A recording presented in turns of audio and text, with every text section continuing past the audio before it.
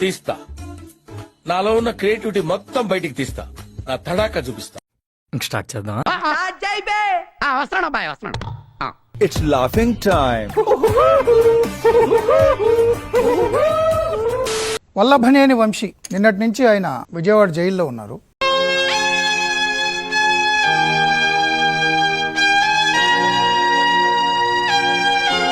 ఆయన శ్రీమతి ములాఖత్కి వెళ్ళొచ్చారు. ఏం దేవసేన, చిత్రహింసల్లో ఏం లోటుపాట్లు లేవు కదా. 22 గంటలుగా తన భర్త వల్లభనేని వంశీని ఐసోలేటెడ్ సెల్లో వేశారు. నన్ను అరెస్ట్ చేసి తప్పు చేసినట్టు అనిపించట్లేదా? నిన్ను అరెస్ట్ చేస్తే తప్పు కాదురా, అరెస్ట్ చేయకపోతే తప్పు.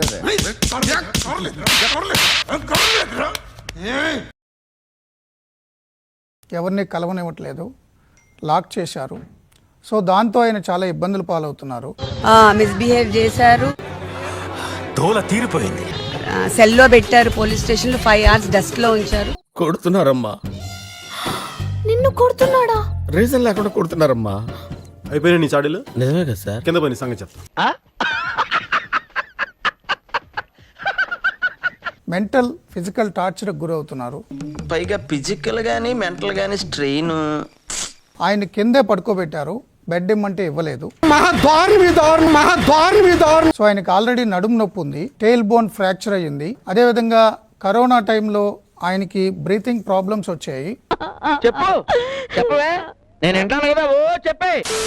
దానివల్ల స్లీప్ యాప్నియా కూడా ఉంది.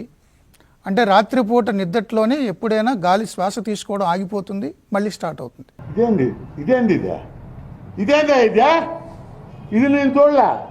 సో చాలా ప్రమాదమైనటువంటి వ్యాధి. ఆయనకి స్లీప్ యాప్నియా ఉంది, టెయిల్ బోన్ ఫ్రాక్చర్ ఉంది, అంటే వెన్నుపూస చివరిలో ఉండేటటువంటిది. పురుగుల మందే నీకు పెరుగన్న మాయనో. కాబట్టి ఆయన కింద కూర్చోలేరు, నించోలేరు. నన్నే కదా వస్తున్నా. కమిషనర్ గారి కుర్చీ తీసుకుంటారా? కూర్చుంటా లేవయ్యా, పగిలిపోతుంది ఇక్కడ. నేల మీద పడుకోవడం కష్టం, బెడ్ కావాలన్నా ఇవ్వలేదు. ఎంత ఘోరం జరిగిపోయిందిరా. జైలు సిబ్బందిని అడిగితే కోర్టుకు వెళ్ళి తీసుకోండి అని అంటున్నారు. కావాలని వేధిస్తోంది ఈ ప్రభుత్వం. ఆయనకి ప్రాణహాని ఉంది అని శ్రీమతి వంశీ గారు పంకజశ్రీ మీడియాతో మాట్లాడారు. కనీసం ఆయన బాగున్నారు, ఏమి ఇబ్బంది లేదని కనీసం లాయర్ గారని చూస్తే మాకు కొంచెం వరీడ్ గా ఉంది. ఎలా ఉన్నారు ఏంటి? ఏమైందా అధ్యక్ష? తన కాలు పోయిందా, కన్ను పోయిందా, చేయి పోయిందా, ఏమైనా కిడ్నీలు దెబ్బతిన్నా, ఏమైంది? వంశీ కూడా నిన్న జైలు సిబ్బందితో వాగ్వాదానికి దిగారు. తనకి కింద పడుకోవడం కష్టం, బెడ్ కావాలి అని.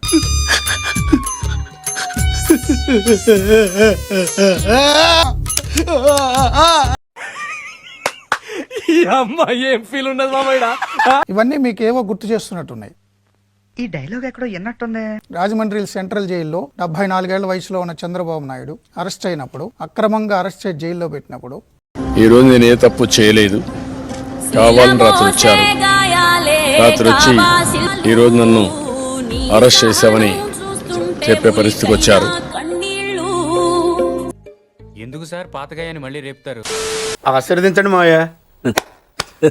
కొడాలి నాని లాంటి వాళ్ళు వచ్చి మాట్లాడారు. ముసలోడంట పడుకోలేడంట, దోమలు కొడుతున్నాయంట. ఈ ముసలోడికి దోమలు కొట్టగా రంభ వరస వచ్చి కన్ను కొడతాయా?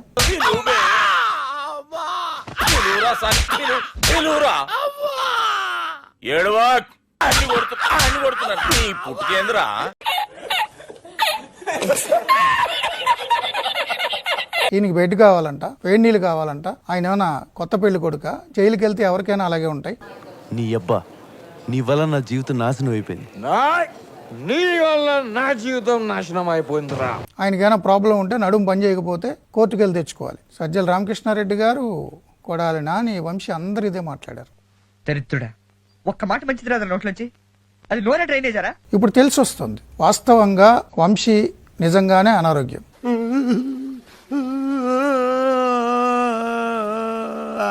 కానీ మీరు తోలనాడి, జోకులేసి, జుగుప్సాకరమైన భాష మాట్లాడి,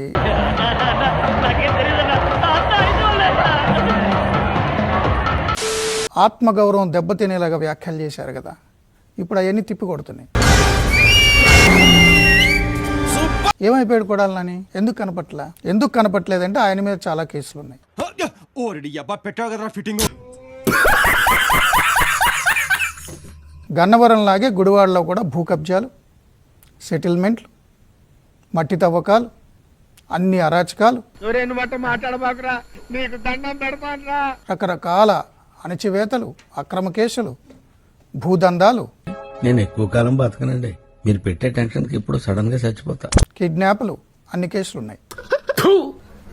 నువ్వు పొరపాటున మనిషి జాతిలో పుట్టావు.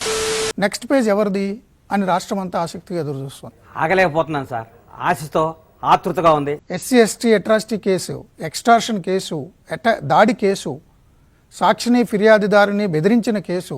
వీళ్ళు ఎంత కాలం జైల్లో పెట్టాలనుకుంటున్నారో, ఎన్ని తప్పుడు కేసులు పెట్టాలనుకుంటున్నారో అవన్నీ ధైర్యంగా ఎదుర్కోవడానికి మానసికంగా, శారీరకంగా, ఈవెన్ కుటుంబ పరంగా కూడా సిద్ధంగా ఉన్నాడు. వాడు అడగకుండా మీరు ఎందుకండి సలహా ఇవ్వడం? అడగకుండా ఇచ్చేదాన్ని సలహా అంటారు, కెలుక్కుంటే వచ్చేదాన్నే వాసన అంటారు. పదండి.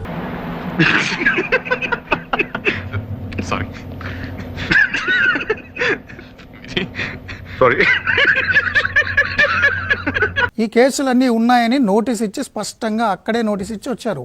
కేసు ఏంటో తెలియదని ఇందాక కూడా సాక్షిలో రాస్తున్నారు, కేసు ఏంటో తెలియదు. ఇప్పుడు సాక్షి పేపరు, సాక్షి టీవీ ఏం చేస్తారంటే సాయిబాబా గారు గాలిలోంచి విభూతి సృష్టించినట్టు వీళ్ళు అవినీతిని సృష్టిస్తారు. దీనికి ఉన్న విశ్వాసం ఉందరా నా కొడక, నీకు రే పురుగులు పట్టి చేస్తావురా నా కొడక, మంచి చేస్తా నా కొడక, నువ్వు రే నాశనం అయిపోతావురా.